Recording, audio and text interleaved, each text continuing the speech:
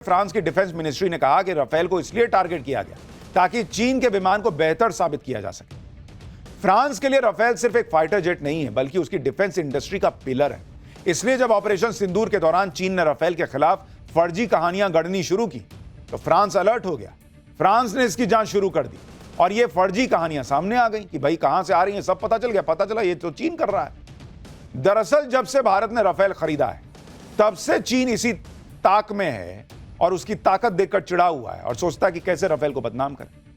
Rafale को downgrade करने के पीछे एक वजह यह भी है कि इसके अलावा हथियार मार्केट में चीन अपना दबदबा बनाना चाहता है, खुद को डिफेंस एक्सपोर्ट का बड़ा हब बनाना चाहता है और इसके लिए चीन किसी भी हद तक जाने को तैयार है। क्योंकि यह खुलासा हुआ है कि जब इंडोनेशिया ने फ्रांस को 18 और राफेल खरीदने का ऑर्डर दिया तो चीन ने इंडोनेशिया को इस बात के लिए उकसाया कि भाई और ज्यादा राफेल ना खरीदो, क्या कर रहे हो। फ्रांस के बजाय चीन के सस्ते और टिकाऊ फाइटर जेट खरीदने के लिए बोला। इसी बीच खबर आई कि इंडोनेशिया चीन के J-10 फाइटर जेट खरीद सकता है। आप सोचिए चीन कैसा देश है कि वो अपने फाइटर जेट बेचने के चक्कर में दूसरे देशों के ऑर्डर कैंसिल कराने जैसी साजिशें रच रहा है। चीन की यह बौखलाहट इस वजह से भी बढ़ गई होगी क्योंकि ऑपरेशन सिंदूर में जिस तरह से भारत ने चीन के हथियारों को कबाड़ बनाया था, भाई उससे चीन हथियार मार्केट में उसकी बड़ी फजीहत हुई और अपनी फजीहत को ढकने के लिए चीन ने राफेल को टारगेट करना शुरू कर दिया। जब चीन की पोल खुल गई और उसके चेहरे से नकाब उतर गया तो चीन अलबला गया। फ्रांस की खुफिया एजेंसी की रिपोर्ट पर चीन ही सवाल उठाने लगे कि चीन के विदेश मंत्रालय की तरफ से कहा गया कि उन्हें इस बात की कोई जानकारी नहीं है। तुम्हारे बिना जानकारी क्या हो रहा है। चीन के रक्षा मंत्रालय की तरफ से कहा गया कि फ्रांस के जो दावे हैं वो अफवाह हैं। चीन हमेशा बहुत जिम्मेदारी के साथ मिलिट्री एक्सपोर्ट में फैसले लेता है। चीन और जिम्मेदारी, पूरी दुनिया में कोरोना फैला दिए तुम्हारी जिम्मेदारी का सबसे बड़ा सबूत तो वो था और तुम जिम्मेदारी की बात कर रहे हो। चीन वो देश है जो फाइटर जेट का जवाब फाइटर जेट से नहीं फेक न्यूज से देता है और चीन इसी में माहिर है। राफेल के खिलाफ चीन ने जो फर्जी कहानियां चलाई उस पर भारत में भी कई लोगों ने यकीन कर लिया। आज जब यह खुलासा हुआ कि राफेल के खिलाफ अफवाह फैलाने के पीछे चीन था तो इस खुलासे के बाद बीजेपी ने राहुल गांधी को घेर लिया। बीजेपी कह रही है कि चीन के मिलिट्री टेक के प्रति राहुल गांधी का अजीब जुनून है। कई बार राहुल गांधी संसद के अंदर और बाहर दोनों जगह चीन के मिलिट्री हार्डवेयर के पक्ष में बोलते आए। साल 2021 में लोकसभा के अंदर उन्होंने यह पूछा था कि भारतीय force Chinese style surveillance drone का इस्तेमाल क्यों नहीं करती। राहुल गांधी ने लद्दाख स्टैंड ऑफ के दौरान चीन की सेना की रणनीति की तारीफ की थी। साल 2023 में लंदन में राहुल गांधी ने यह दावा किया था कि चीन टेक्नोलॉजी की रेस में जीत रहा है और राहुल गांधी ने इस बात पर जोर दिया था कि भारत को भी चीन के मिलिट्री इनोवेशन से सीखना चाहिए। साल 2022 में बंद कमरे में डिफेंस एक्सपर्ट से चर्चा के दौरान राहुल गांधी ने बॉर्डर पर चीन की तरह की टैक्टिकल ड्रोन्स के डिप्लॉयमेंट पर भी जोर दिया था। चाहे भारत की सशस्त्र सेनाओं को कमजोर करना हो या दुश्मन के मॉडल को बढ़ा चढ़ाकर पेश करना हो, राहुल गांधी देशभक्ति के मामले में गलत पक्ष की तरफ खड़े होने में माहिर हैं, यह बीजेपी कह रही है। एक हफ्ते में यह दूसरा मौका है जब चीन के चेहरे से नकाब उतर गया। लेकिन सवाल बीजेपी भी पूछ रही है भाई कि राहुल गांधी का स्क्रिप्ट क्यों मैच करता है चीन से।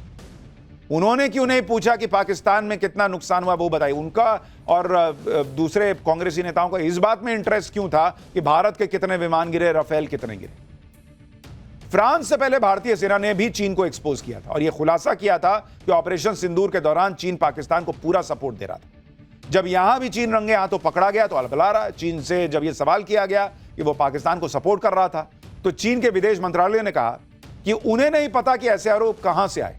एकदम ये मासूम चुन्नू मुन्नू से बच्चे हैं, इनको कुछ नहीं पता होता है।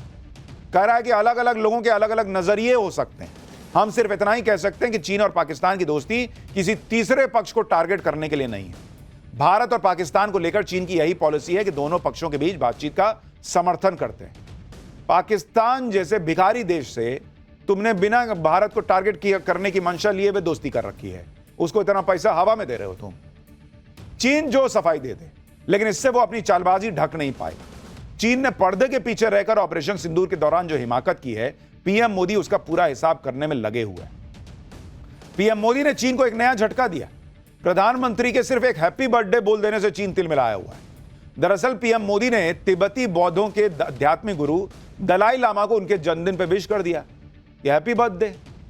पीएम मोदी ने उनकी लंबी उम्र और स्वस्थ जीवन की कामना कर दी।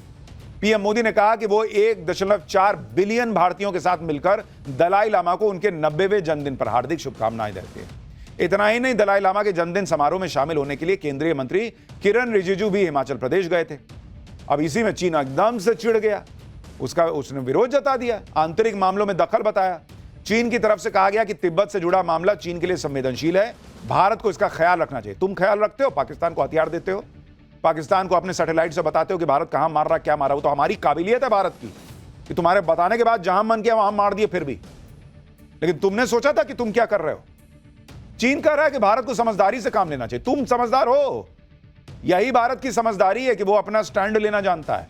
इस मुद्दे का इस्तेमाल चीन के आंतरिक मामलों में दखल देने के लिए नहीं करना चाहिए, यह चीन भारत को समझा रहा है। चीन दलाई लामा को एक खतरे के रूप में देखता है। चीन का आरोप है कि दलाई लामा धर्म की आड़ में शिंजियांग को चीन से अलग करने की कोशिश कर रहे हैं। चीन तिब्बत को शिंजियांग कहता है। तिब्बत चीन की दुखती रग है, जिस पर भारत ने पूरा का पूरा पांव रख के मसल दिया है, ताकि चीन को यह समझ में आए कि वो दूसरे देशों के मामले में टांग अड़ाएगा ना, तो टांग खाली तुम्हारे पास नहीं है, हमारे पास भी है। फिर तुम्हारी नस पर रख देंगे ना, तो एकदम से मुंह से ड्रैगन जैसा आग निकलेगा तुम्हारे।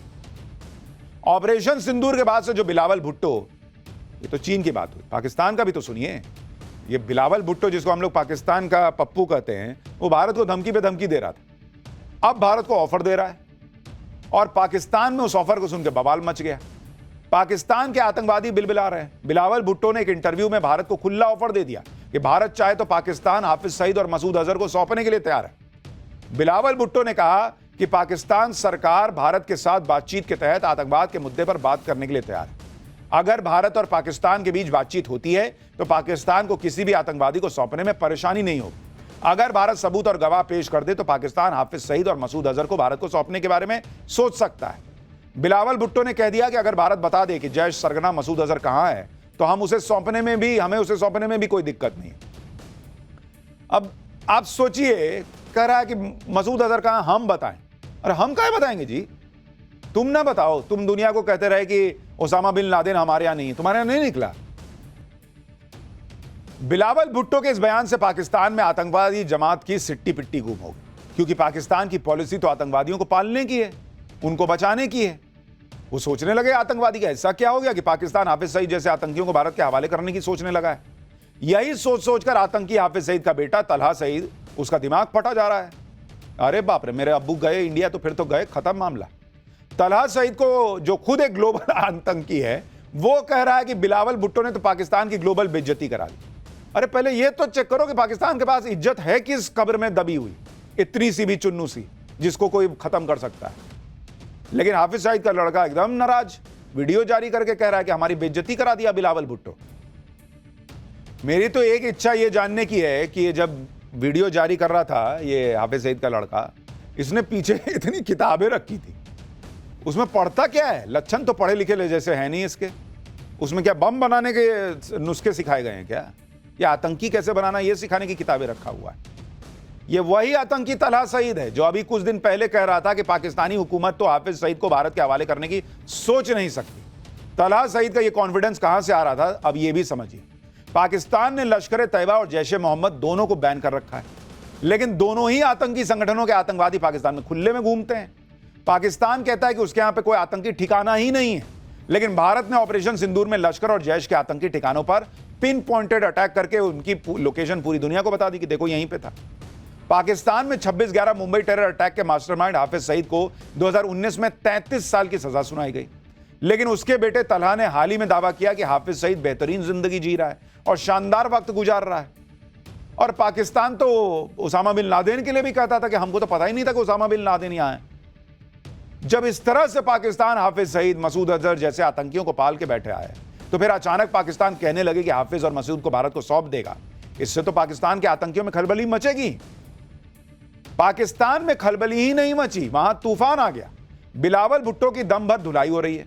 पाकिस्तान को तो अपने आतंकी इतने प्यारे हैं कि उसे हजम ही नहीं हो रहा कि जिन आतंकियों को वो नाज नखरे उठाकर भी सहता है, उन्हें भारत को सौंपने का विचार भी बिलावल के दिमाग में कैसे आ गया भाई? इमरान खान की पार्टी पीटीआई कूद गई मैदान में। वो कह रही है कि बिलावल भुट्टो ने एक बार फिर बता दिया है कि वो बच्चा है। पीटीआई ने सवाल किया है कि आखिर बिलावल भुट्टो भारत को खुश क्यों कर रहे हैं?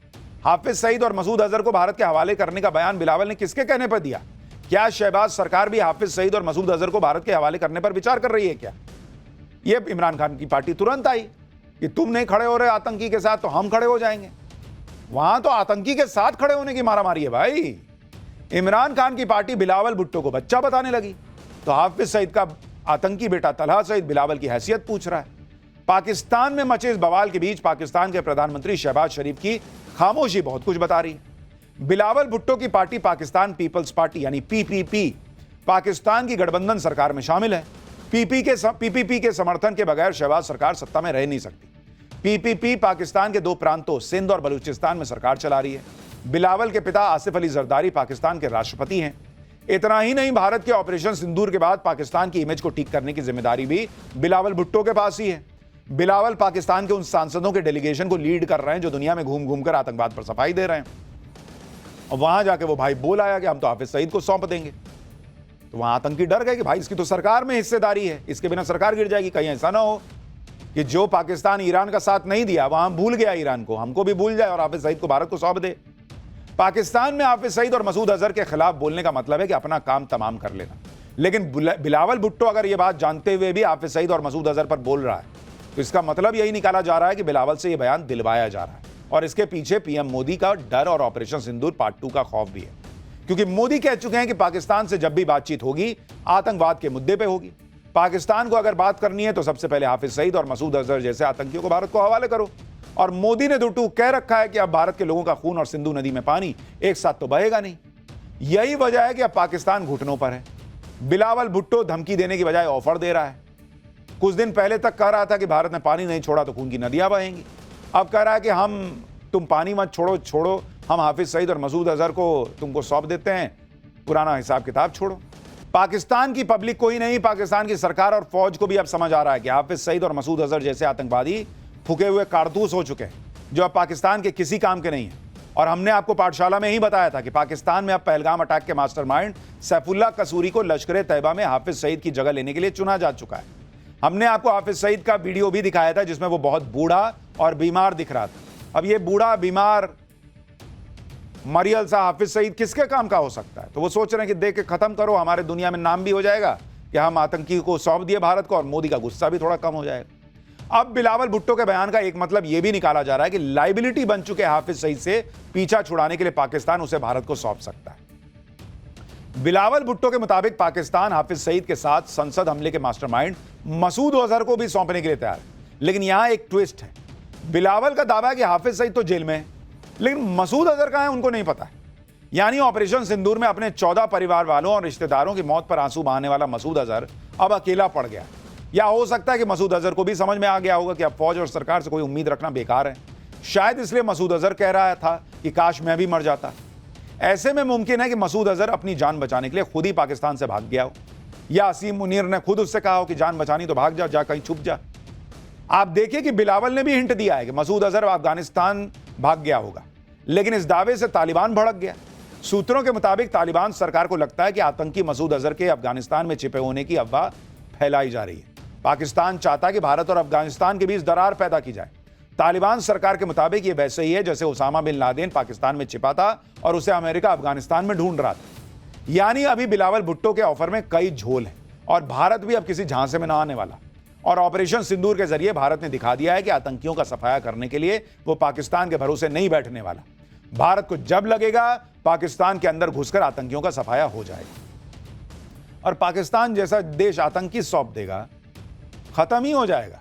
ये सब खाली नौटंकी करता है दुनिया को दिखाने के लिए कि हम थोड़ा सीरियस हैं, लेकिन भाई पैनिक में तो ये लोग आ ही जाते हैं। साल का सबसे बड़ा चुनाव बिहार में होने वाला है और इस चुनाव में सबसे बड़ा टेस्ट इस बात का होगा कि हिंदू जातियों के नाम पर बटा रहेगा या हिंदू एकजुट हो पाएगा। क्योंकि एक तरफ तो इंडी गठबंधन वाले खुला खेल रहे हैं भाई, मुस्लिम वोट बैंक के पॉलिटिक्स कर रहे हैं, वक्फ कानून को डस्टबिन में डालने जैसी बातें चल रही हैं। कहीं शहाबुद्दीन जैसे गैंगस्टर और क्रिमिनल के लिए अमर रहे के नारे खुल के लग रहे हैं। इनके दो ही एजेंडे दिख रहे हैं कि पहला मुस्लिम वोट के लिए कुछ भी कर दो और दूसरा हिंदुओं को जातियों में बांटने के लिए जो बन सके वो करो। ये तो पुराना हथियार है इनका। इंडी गठबंधन को लगता है कि मुस्लिम वोट बैंक उनके साथ एक तरफा आ गया तो उनका काम बन जाएगा, क्योंकि हिंदू तो जातियों में बटा हुआ है। बिहार में जबरदस्त जाति की राजनीति होती ही रही है इतने साल से।